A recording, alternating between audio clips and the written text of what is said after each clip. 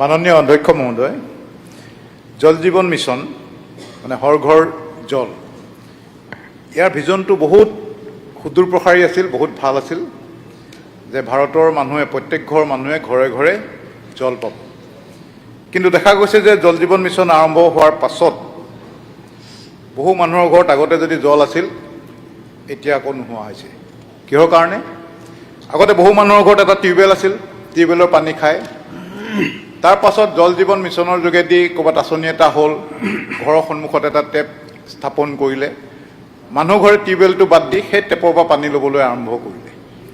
এসপ্তাহ ল'লে, দুসপ্তাহ ল'লে, এমাহ ল'লে, দুমাহ ল'লে, তাৰ পাছত লাহেকৈ জল জীৱন মিছনটো যিটো প্ৰকল্প আছিল সেইটো বিকল হৈ পৰিল। তাৰপাছত তাৰ পানীও নোপোৱা হ'ল, টিউবৱেলৰ ব্যৱহাৰ নকৰাৰ কাৰণে সেই টিউবৱেলটোও বেয়া হ'ল। এনেকুৱা অলেখ সমস্যা আমাৰ ওচৰলৈ আহে। এতিয়া খুমটাই সমষ্টিত ইয়াত শব্দবিলাক খুব সুন্দৰ সুন্দৰ লগাইছে উত্তৰত, যে নিৰ্মাণ কাৰ্য চলি আছে, কিন্তু 212খন দেখাইছে যে সম্পূৰ্ণ হৈছে আঁচনি, আৰু 39খন আঁচনি নিৰ্মাণাধীন অৱস্থাত আছে। এইটো কোনো নিৰ্মাণাধীন অৱস্থাত নাই, সি সম্পূৰ্ণ বন্ধ হৈ আছে। তাত হাবি জংঘল গজি হয়তো আকৌ নতুনকৈ আৰম্ভ কৰিব লাগিব।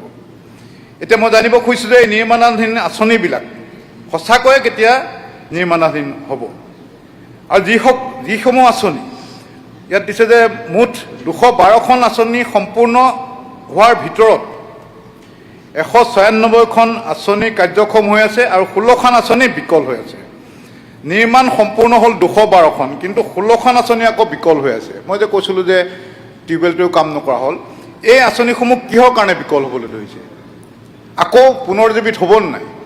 এইটো এটা ডাঙৰ সমস্যা হৈছে। মই মাননীয় মন্ত্ৰী মহোদয়ৰ পৰা জানিব খুজিছোঁ যে আমাৰ যিটো আচল ভিজন আছিল প্ৰধানমন্ত্ৰী মাননীয় নৰেন্দ্ৰ মোদী ডাঙৰীয়াৰ, যে হৰ ঘৰ জল, এই বিকল হোৱা আঁচনিকেইখন কেতিয়াকৈ সম্পূৰ্ণ হ'ব, আৰু নিৰ্মাণাধীন আঁচনিকেইখন কেতিয়া নিৰ্মাণ কাৰ্য প্ৰকৃতাৰ্থত আৰম্ভ হ'ব, আৰু ৰাইজে কেতিয়া খোৱা পানী পাব?